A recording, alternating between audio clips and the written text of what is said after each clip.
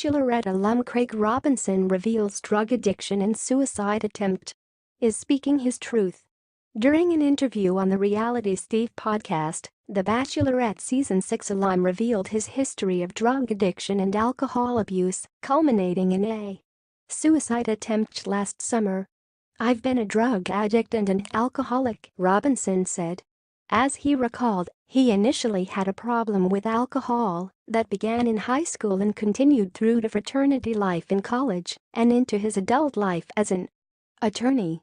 "Alcohol became more and more involved in my life," he recalled. Stemming from alcohol, he developed his main addiction to cocaine after trying it at 18 years old. "I love it," Robinson said of the drug. "I always liked to be up in the sky and to feel the rush kind of that cocaine gave me." During the revealing chat, Robinson acknowledged there were signs of his daily drinking while filming the ABC show in 2010, but made clear he blames no one else but himself for his behavior. To pass the drug test for the show, he stayed clean for 2 or 3 days as cocaine goes through the body quickly.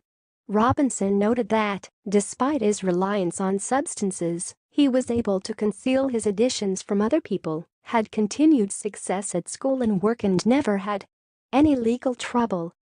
"Nobody else thought it was a problem, then I could convince myself that it wasn't a problem for me," the reality TV alum said. However, after the show, his post-Bachelorette fame and partying lifestyle ramped up his drug and alcohol use.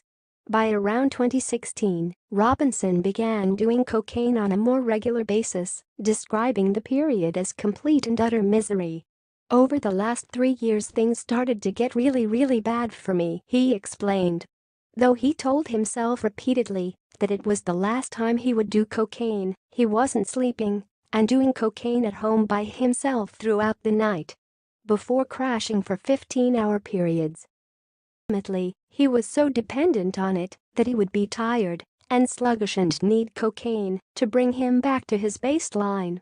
By the end of 2017 and beginning of 2018, Robinson realized that he was not physically or mentally capable of continuing to work under his addiction, so he left his job.